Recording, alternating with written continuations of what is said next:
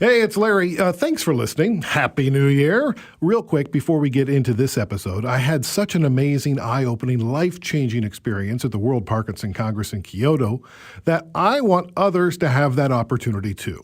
So Becca Miller and I and 24 of our PD community friends have launched a year-long WPC travel grant fundraiser. We're each doing a 2-week Facebook fundraiser. Mine's underway right now because my birthday's January 9th. All the money raised will be used to help offset travel costs so more people with young onset Parkinson's can attend the next WPC in Barcelona in 2022. You can search out details on the When Life Gives You Parkinson's Facebook page or donate directly to the WPC website. Go to WPC2022.org/YOPD fund. If you or your business would like to supply matching funds, hey, good on ya. Email me at parkinsonspod@curiouscast.ca. And now, on with the show. Hi, I'm Larry Gifford. I have Parkinson's disease, and I'm going to the World Parkinson Congress. This is WPC 2019, the official podcast for the 5th World Parkinson Congress, the event this year being held June 4th through 7th in Kyoto, Japan. This podcast created in collaboration with the World Parkinson Coalition and my other podcast, When Life Gives You Parkinson's. Each episode will explore some of the topics that will be addressed and chat with speakers lined up for this year's WPC. It is April, which is Parkinson's Awareness Month all around the globe. And one way you can raise awareness is by making a video of what your Parkinson's experience is like. And to that end, I want to direct your attention to the WPC website to check out the 12 finalist videos for WPC 2019. Go to WPC2019.org, click on Program, and the second to last item on that list is the video competition. There's also a link in the show notes. Videos were submitted from all around the world, and they showcase the many faces and voices and dances and handstands and laughs of Parkinson's. Finalists Eros Breslin and Anders Leens pay tribute to the late Tom Isaacs. When I was a little boy, I was happily unaware of what life had in store for me. Isn't it like that for all of us?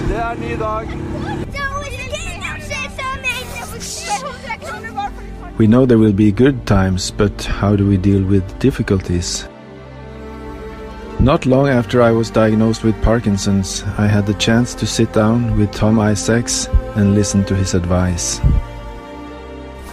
I was someone growing up who didn't have much passion about anything much. When I got Parkinson's, suddenly that all changed. And when I first went and read about Parkinson's, I was on the 4th floor and I considered leaping out of the window. But I couldn't get out of the window because it was one that didn't open quite far enough. So I I was in desperate strait for the first 3 years of Parkinson's. I didn't want to talk about it. I didn't admit it to myself. And then you get to a stage where you do admit it. You accept it as part of who you are. Hello, my name is Tom Isaacs, and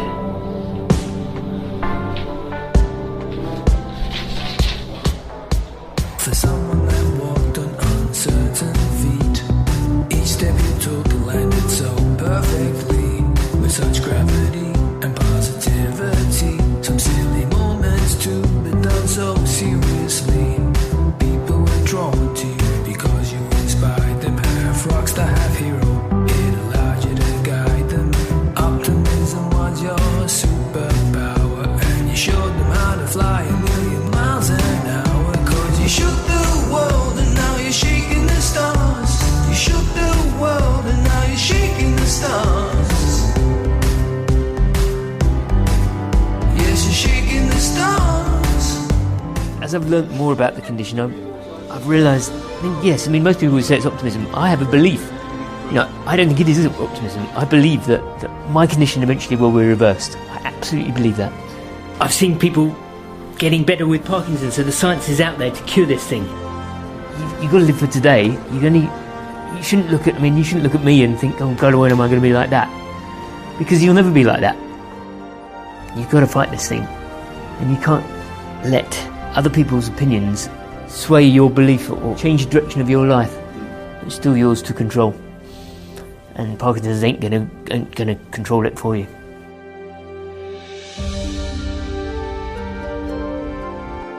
All the videos are quite expertly produced and a real joy to watch. I encourage you to check them all out. Here's one featuring Matt Eagles, who's behind the Parky Life movement.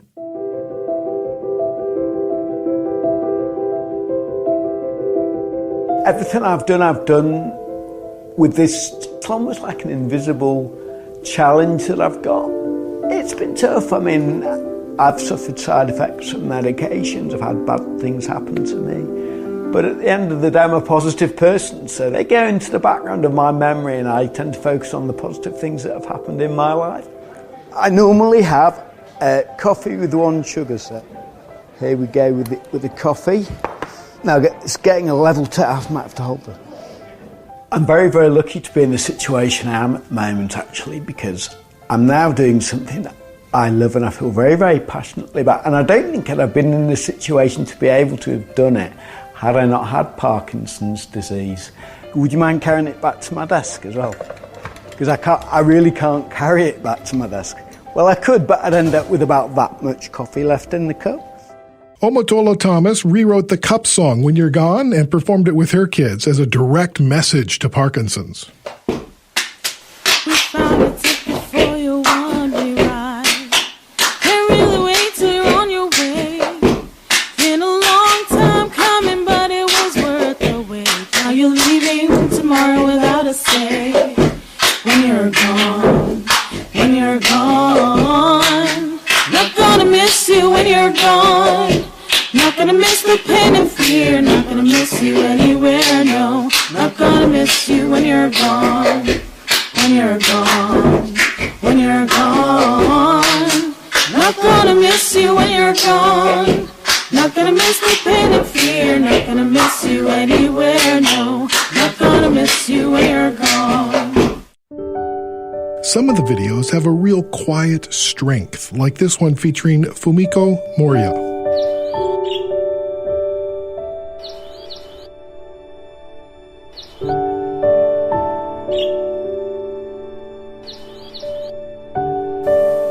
How could this happen to me? As I never think I'll be Parkinson's disease, I couldn't understand the situation. I didn't cry. I just remember the doctor said, "I'm sorry to say, but unfortunately, you are Parkinson." Several of the videos show Parkinson's through the eyes of children, Johnny Agence's cartoons, and Christine Jayachandran's journey to a handstand. The people that have this disease have trouble walking, and sometimes they drag their leg when they walk, and their hand shakes. Their arms are quite stiff, and sometimes their legs. And she wanted to do her exercise so her disease wouldn't get worse, but it was kind of hard to do exercise every day. But then she thought a little bit more. Since I do gymnastics, she said, "I want to do gymnastics too." Videos feature multiple stories and reinforce the value of community and support groups. This is Parkinson's was submitted by Anissa Mitchell for her group in Florida. I was 34 years old. I had started experiencing symptoms when I was 32, just 2 months after my husband and I were married. I still remember getting in the elevator with Debbie and saying to her, "I'm sorry," because I knew that she was in for something too in terms of providing care and support. I was diagnosed a little over 2 years ago. And I just thought it was nerves or, you think it's anything else. Well, at first it was heartbreaking for me to be diagnosed with Parkinson's. And when I say heartbreaking, I really mean that. I walked out of the office cursing at the doctor and saying, "It cannot be. Why me?" And I went to all sorts of medical centers all over the world to get diagnosed again. And sure enough, it was Parkinson's. But what we have in common, aside from a diagnosis, is a desire to redefine Parkinson's and what Parkinson's is to fight the disease and find a cure. This is Parkinson's. This is Parkinson's. This is Parkinson's. This is Parkinson's. This is Parkinson's. This is Parkinson's. This is Parkinson's. I'm quite certain I probably mispronounced half those names, and for that I apologize. But go to the website, watch all the videos, vote for your favorites right now. The website is WPC2019.org. Click on Program, and the second to last item on that list is the video competition. One of the big issues that I'm personally dealing with is sound sleep. So it feels a bit self-serving to introduce Dr. Alexander Videnovic. He is a neurologist specializing in movement disorders and sleep medicine at Massachusetts General Hospital and the Harvard Medical School. Alexander, welcome to the pod. Yes, hi Larry. Very nice to meet you via this Skype, I guess, and my pleasure. Alexander, if half the people with Parkinson's have the sleep issues like I do, you must be a really busy guy. Well, I am a busy guy, but I also probably could be a bit busier, and let me explain what that means. Okay. While Parkinson's disease frequently, very frequently, is associated with poor sleep and alertness, these issues are really still underreported by our patients and really maybe not well appreciated by healthcare providers at large as well. So I think there is a really big need to increase awareness of sleep problems that patients with Parkinson's disease have, to diagnose them appropriately and to see how we can help them, because then Parkinson's is going to be less burdensome to both our patients and caregivers. So what are some of the more common sleep issues that you associate with Parkinson's? The most common sleep problem that we see in Parkinson's disease is sleep fragmentation. Our patients will frequently come and say, well, listen, doc, I really don't have a problem falling asleep, but once I'm asleep, I wake up every hour, 2 hours, and it is really hard to go back to sleep.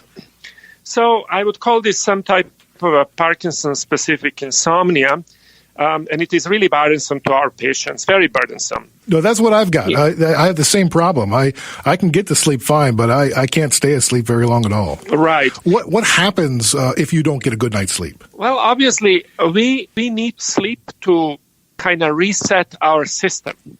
We need sleep to consolidate our memories.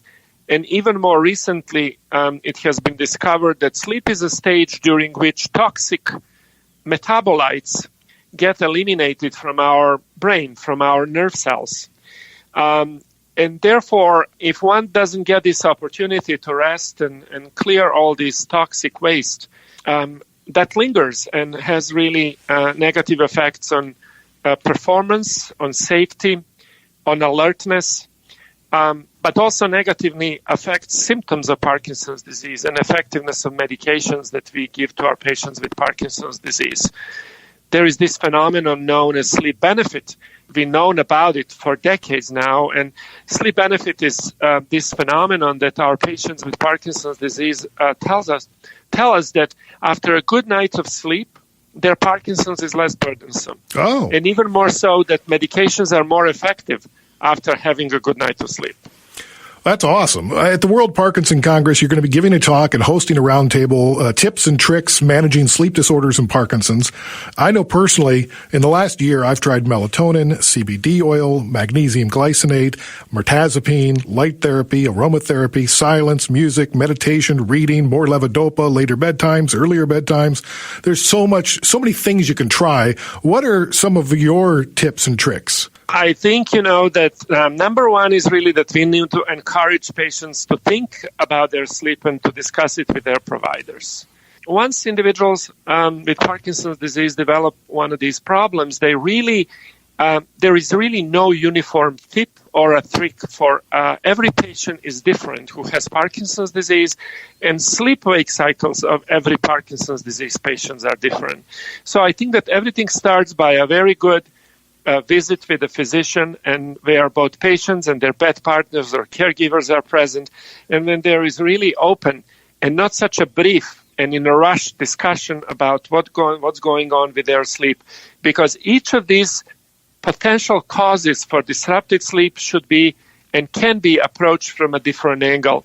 So I think that a likely combination of tips is going to really be very critical for improving sleep and alertness in patients with Parkinson's disease. And I hope in this webinar and this talk, as well as a roundtable, to touch upon how to think about poor sleep and alertness, how to diagnose conditions that lead to it, and what are approaches, what are tools that we already have or that we need to develop in the future in order to help our patients. Yeah, I think the key here that you want to express is if you're having any trouble sleeping, just tell your neurologist or your GP so they can begin to address it. Absolutely. That is always a first step. Awareness is the first step. If you are not aware of the problem, you certainly won't be able to help it. A lot of people are going to be traveling to Kyoto from many time zones away, including you. What are your secrets for quickly adjusting your body clock for a new time zone? Yeah, that is a very good question, and that is a really troublesome issue to have. When I travel, I try to adjust to the new time zone. So, which means if I arrive to Europe in mid-morning, although it's already mid-afternoon where I live, I really try to stay awake during that day and try to go to bed whenever is the nighttime in a local environment. But however, there are some tips that one can try to do. People who will be traveling eastwards to Kyoto should kind of try to avoid a lot of light exposure when they arrive in the early hours of the day in Kyoto. People who are traveling westward to Kyoto, and if they arrive in the midday or a later day, they should try to get as much light as they can.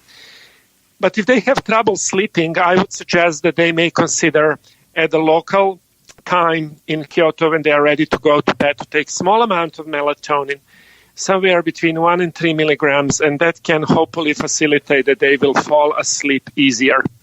But for me personally, sticking with the local time zone and behaving like you live there works really good when I travel. Well, that's great. That's great advice. Thank you. What are you looking forward to most in attending and speaking at the WPC?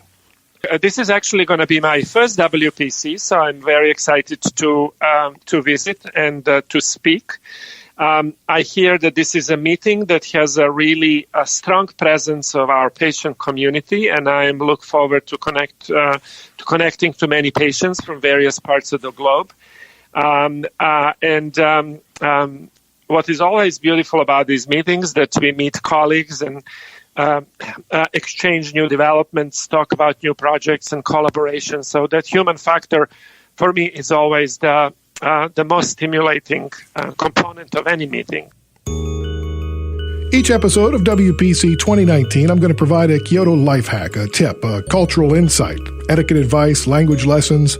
It's an extra dosage travel guide to get us all better prepared for our trek in June.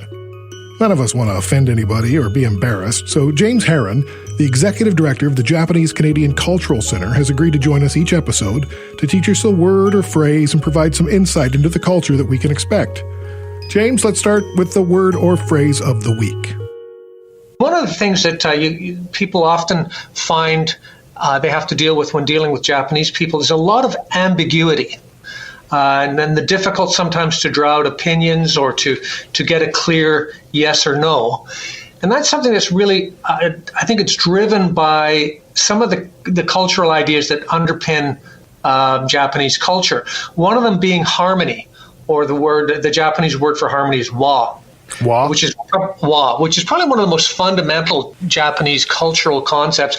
In fact, the word wa, which means harmony, is actually used in a lot of Japanese words to give a connotation of something's Japanese-ness. So Washoku is Japanese food. Wafuku is Japanese clothing. Washizu means a Japanese-style room. So it's very central to the Japanese psyche, as is sort of groupism, and the need to sort of not put your opinions out there until sort of group consensus has been reached. And another reason for this ambiguity is can be sort of the cultural homogeneity you find in Japan.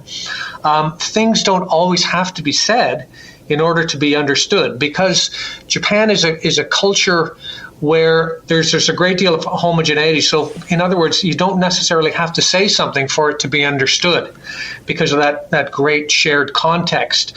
And it's one of the reasons, for example, why haiku poetry can be so powerful, even though it's really just, it's really only 17 syllables. But Right. there can be cultural markers in those very, very short poems that can open up huge swaths of meaning to the Japanese listener. So is there a yes or no, or is it always just sort of this ambiguity? Well, the Japanese will say yes a lot, and yes in Japanese is hai. Hai? Hai. But again, it shouldn't be mistaken for the actual yes, as in we are in agreement. Hai simply means it's an acknowledgement that I'm listening to you. So if a Western business person was coming out of a meeting having heard yes, yes, yes, yes, assuming that the Japanese were in agreement with everything he said, well, there could be a significant misunderstanding there. The Japanese also tend not to say no. It tends to be probably a little bit too direct. But the Japanese will signal no through expressions that suggest no. Often people will say, "Oh, that's very difficult," which is not a challenge to fix a problem. Often it means that it can't be done. And there's also some sometimes set expressions in Japanese that, again, communicate no. For example, we will examine this matter in a forward-looking manner. That is almost, that's a set Japanese expression, which is a little bit of a kiss of death. When you hear that, they're not interested. So you kind of have to, pardon the expression, read the tea leaves. Yeah, you do. Yeah, you have to definitely read between the lines. We as North Americans, we tend to sort of get to the point. We tend to speak in very direct lines of communication, where the Japanese will approach things often in a much more indirect manner. So in Japan, sometimes to beat around the bush or to go in circles is not seen necessarily as a negative.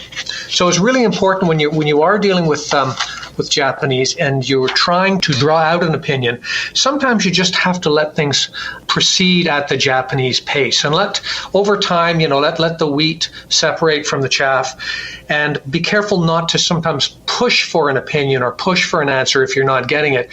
What that'll sometimes do is just shut down the communication process altogether. So sometimes just a little extra patience is necessary. Thanks, James. We'll be sure to post these words, pronunciations, and cultural insights on our show notes. From Curious Cast and the World Parkinson Coalition, this is WPC 2019. Special thanks to Dr. Alexander Videnovic and everyone who submitted a video to the World Parkinson Congress competition. You are all serving the Parkinson community in a great way. And James Heron, who joined us today. Visit WPC2019.org to learn about the upcoming 5th World Parkinson Congress, a global Parkinson's event that opens its doors to all members of the Parkinson's community, including those living with the disease.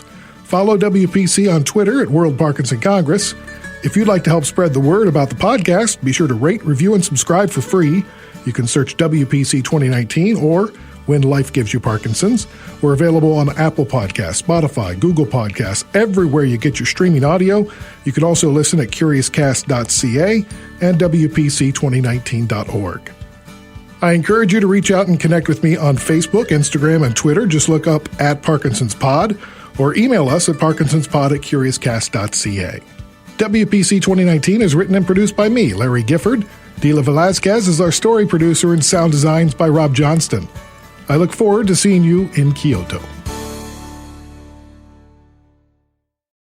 Canada may be known for its landscapes and friendly people, but beneath the surface lies a darker side of crime, history, and the paranormal. Since 2017, the award-winning Dark Poutine Podcast has explored the shadowy corners of the Great White North and beyond, delivering chilling tales from a uniquely Canadian perspective. Hosted by Mike Brown and Matthew Stockton with over 300 episodes and fresh releases every Monday, Dark Poutine is your weekly ticket to the creepier side of Canada.